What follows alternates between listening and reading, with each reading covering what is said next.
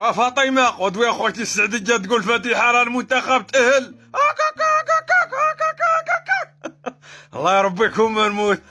ترى شي ناس كون رازينو وفاقوا مع الخمسة شجعوا الالمان شجعوا كولومبيا ولات عندهم 700 ألف جنسيا عجب باباكم الوالدين. راه ما تحنزي الله يبوك تطلعوا بالله وشتي العيالات. اجبد الله خويا وليد جالسون غاوتكي غيزلاه الشباك مشات لي جمال ديال زياش طاحنا خويا راه ما كاين غزقه. والله العظيم تلقاي راجل بموسطاج ويتاكو قال سير يا غيسلان انت ما تمشيها. خروج وحسان ودخول وغيسلان. والله خويا لا شنو نقول زعما بيني وبينك راه ماتش زين لا احسن ما يكون. يا خويا شكون قال غلبونا ب 6-0 وخرجوا طيروا دابا طيري 6-0 تبديلين. مالك ماركي وحيد ودوز شو الناس اللي تيفهموا كوريا تا هما صدقوا معلمين تشواتشي الله العظيم الا زمط ولد ديال اليمان طباخ. ان شاء الله لا بغيت تخاتموها قدام الفرنسيس وبردوا لنا على الغدايد اللي بقات فينا من قطر عجب باباهم الوالدين تاهما بحال الغدايد خلاو فيا السميات. وان شاء الله يكون خير. Mais vraiment je suis très très fier de l'équipe féminine ديالنا. Elles ont fait un grand match. Je vous félicite félicite. واخا جبدوا القصده مع فليفلات ديالي دابا تبقى تقول لي حنا لي فام ايتترا. سي با غراف الحياه هادي. جو بونس انا ندخل لا كويزينه د العشيه. مي هانيتون اخواني اخواتي السلام عليكم ورحمه الله، كي دايرين بخير؟ مرحبا بكم معنا في هذا الفيديو الجديد وتبارك الله عليكم. ما ليناش دائما في الموضوع ديال لبؤة الاطلس، دائما في الموضوع ديال التاهل ديال المنتخب الوطني المغربي النسوي للدور الثاني وصناعه التاريخ. هذا التاريخ هذا اخواني اخواتي اللي ما قامش به، يعني اللي ما قاموش به واحد المجموعه ديال الدول عربيه بتاتا، واللي من بينهم شي وحدين اللي حاضيننا بعض الجيران ديال السوق كحضيره الجزائر اللي حاضيننا وكيهضروا على هذا الموضوع هذا يعني في الاعلام ديالهم، واللي ما جابوش حتى الخبار صحيحه، حتى خبار مقاده ما جابوهاش، جابوا غير خبار ملاوطه ان المانيا خسرات امام كرواتيا الجنوبيه. بالله عليكم واش المانيا لعبت مع كرواتيا الجنوبيه؟ وقولوا لي بعدا واش كاينه كرواتيا الجنوبيه بعدا ولا ما كايناش؟ شاهدوا. غادرت ألمانيا حاملة اللقب في مناسبتين الدور الأول من منافسات كأس العالم للسيدات الجارية مناصفة بين أستراليا ونيوزيلندا، وكانت سيدات ألمانيا مطالبات بالفوز على كرواتيا الجنوبية في المباراة الختامية عن المجموعة الثامنة من أجل التأهل، لكنهن اكتفين بالتعادل بهدف لمثله في المركز الثالث في واحدة من أكبر مفاجآت بطولة كأس العالم 2023 للسيدات. مشاهدينا بهذا الخبر نكون قد وصلنا. لا شتي هادو والله العظيم الا زايدين اللغزه في الكوميك. انا ما كرهتش هادو انهم هاد الدوله اولا هاد الحظيره ديال الجزائر انها تشارك في اراب جوت تالنت، في ستاند اب، في شي حاجه ديال الكوميديا، يعني في شي تظاهرات كوميديه، في شي برامج عالميه يبينوا الموهبه ديالهم في الكوميك، لانه كيضحكوا العالم وكيضحكوا اخواني اخواتي وكيضحكونا حنا كجيرانهم للاسف الشديد. والله العظيم الا كيضحكونا. المانيا لعبه مع كرواتيا الجنوبيه. تخيلوا معايا واش كاينه شي حاجه سميتها كرواتيا الجنوبيه ولا شي منتخب سميتو كرواتيا الجنوبيه. للاسف الشديد هذه الحظيره ديال الجزائر اللي حظينا حنا وحظي الانجازات ديالنا، ما تاهلتوا لكاس العالم للكبار، ما تاهلتوا لكاس العالم للصغار، ما تاهلتوش لكاس العالم ديال النساء، ما تاهلتوش في كاس العالم ديال ذوي الاحتياجات الخاصه، ما تاهلتوا في كاس العالم ديال يعني ديال الكره ديال القاعه، ما تاهلتوا في الرمح، في الرمايه، وما تاهلتوا في حتى حاجه. وحاضينا وفات التاهل هذا وهذا الانتصار اللي قاموا به لبؤة الاطلس دخلوا حمارتهم عاوتاني الاصبع الفرس وقال لك اسيدي ان هذا التاهل هذا جا بفضل الجزائر. يعني الفضل ديال التاهل ديالنا حنا ولا ديال لبؤة الاطلس للدور الثاني جا بالفضل ديال الجزائر. كيفاش الفضل ديال الجزائر؟ وحده لاعبه مغربيه ديالنا اللي هي انيسه الحماري اللي سجلت هدف ديال التأهل من مواليد 1997. هي أصل فرنسي مغربي جزائري، يعني تزادت في فرنسا في واحد المنطقة سميتها سان كلو ولا سان كلوي ولا شي حاجة بحال هكا، وباها جزائري أمها مغربية، وفضلت أنها تحمل القميص ديال المنتخب الوطني المغربي، وهي اللي ماركت البيت. دونك جا هذا النظام الكرغولي وهذا الإعلام الكرغولي ديال البوصبع ديال حضاره الجزائر جا قال لك اسيدي ان هذا الانتصار هذا جا بفضل الجزائر. علاش؟ لان هذه السيده ماري كتعتبر جزائريه مغربيه فرنسيه. ايوا بما ان شحال نمشيو معكم حنا كاع بعيد، بما ان هذا الانتصار هذا جا بفضل جزائريه، واخا جاب فضل الجزائريه، علاش اختارت انها تلعب للمنتخب الوطني المغربي؟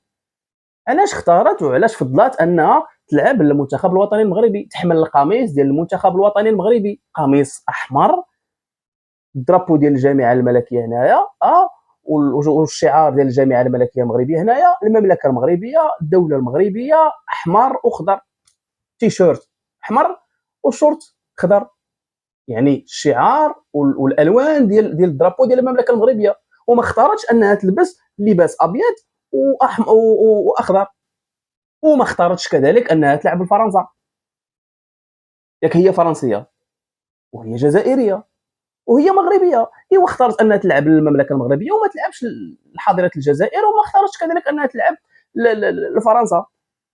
دونك هذا الانتصار اللي قدمته هذه السيده هذه انيسه الحماري اللي ماركت البيت وتاهلنا للدور الثاني، ما عنده حتى علاقه بالجزائر، ما عنده حتى علاقه بفرنسا، جاب الفضل ديال الله سبحانه وتعالى، واخا وبالاستراتيجيه ديال ملك البلاد الملك محمد السادس الله ينصرو، وكذلك بالاجتهاد ديال القجع اللي قاهركم اللي هو القجع، وجا كذلك يعني بالمدرب والطاقم التقني وكذلك الفني، وجا كذلك باللاعبات، واخا اللاعبات اللي عندهم روح وطنيه وتقاتلوا باش انهم يفرحوا المغاربه، وغتلقاو مع من؟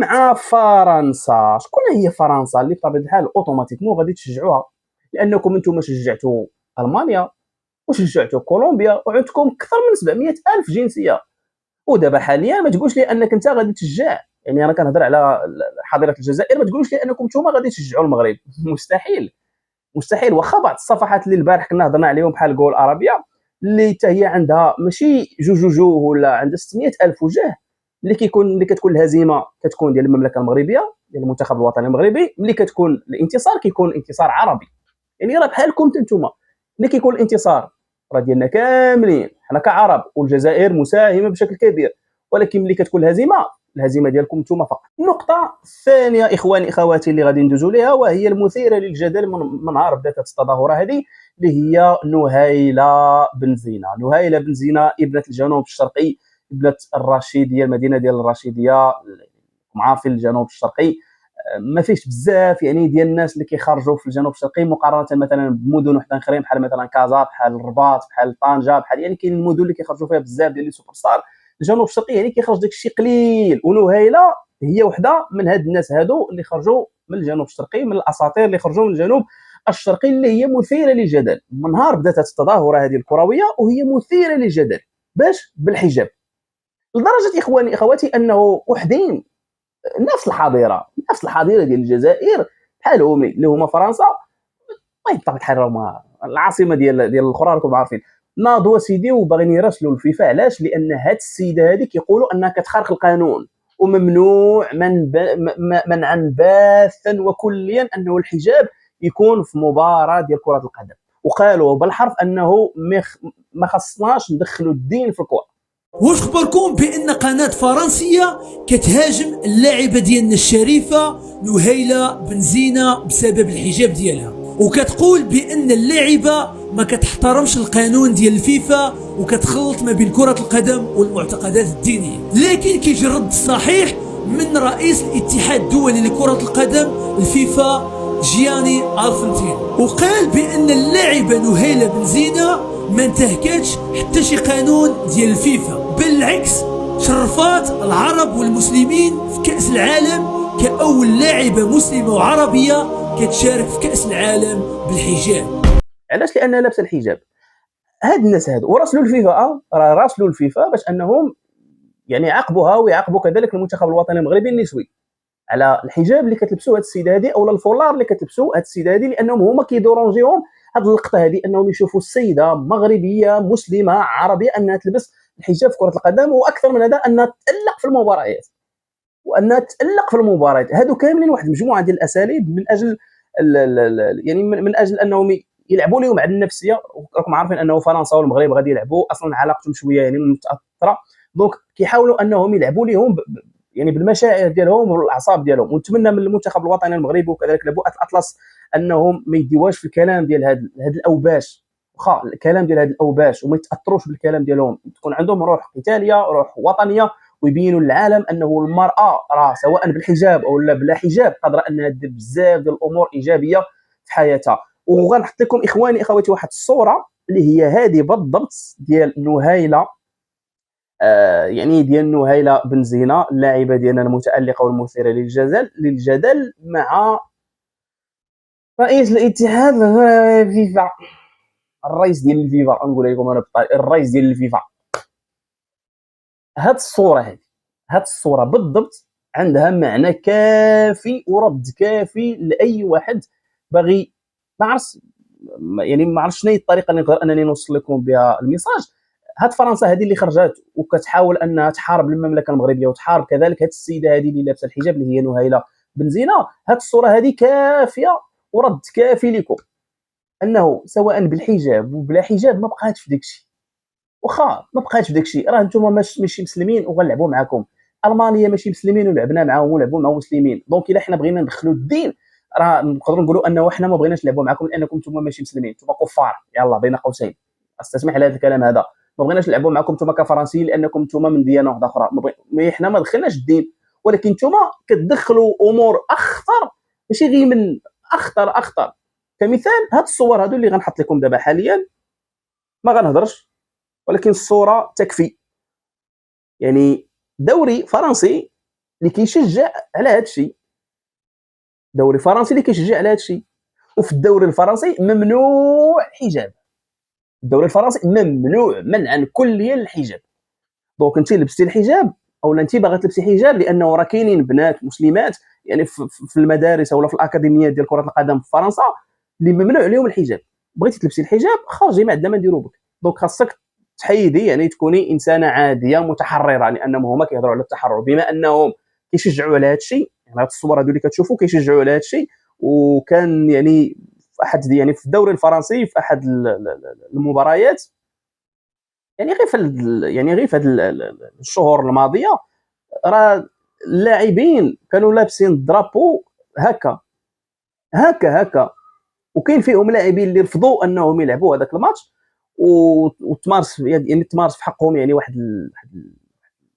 الاعتداء تعسفي، ماشي بطبيعه الحال الضرب ولكن تم الاقصاء ديالهم كمباراه ولا جوج المباريات ولا ثلاثه ديال المباريات. وكاين فيهم كاع اللي تعطوا عقوبه علاش؟ لانه رفض انه يلبس هذاك الدرابو. وكاينين لاعبين كذلك اللي فضلوا انهم يلبسوا، واخا انهم مسلمين وعربيين هذه فضلوا انهم يلبسوا هذاك الدرابو.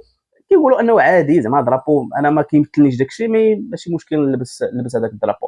مي هنا باش انكم نتوما واحد الحاجه اللي العالم ما متفقش عليها، كنهضروا على العالم ما متفقش عليها وانتم دايرينها، وفاش كتجيو دابا للحجاب عند المغاربه عند المسلمين وكتحاولوا انكم تفرضوا الافكار ديالكم الهمجيه، اسمح لي يعني هادو كيحاولوا انهم يراسلوا الفيفا باش هاد نهيله بن زينه تعاقب، والمنتخب الوطني المغربي تعاقب، لابؤات الاطلس تعاقبوا، الجامعه الملكيه المغربيه خاصها تعاقب.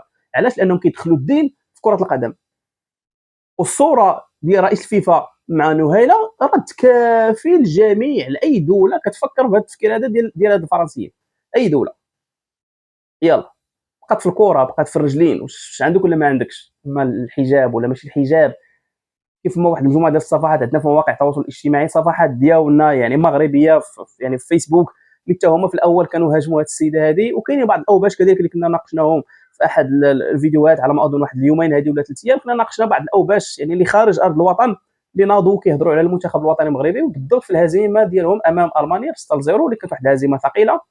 وناضوا كيهضروا كوزينتكم وانتم كديروا، انتم فاسدات، انتم فاسقات، انتم يعني دائما كياخذوا غير الامور السلبيه فقط وما كيبارطاجوش الامور الايجابيه. دونك في المباراه الثانيه وفي الانتصار ديالهم الاول ما هضروش، وكذلك في التاهل ديالهم ما هضروش.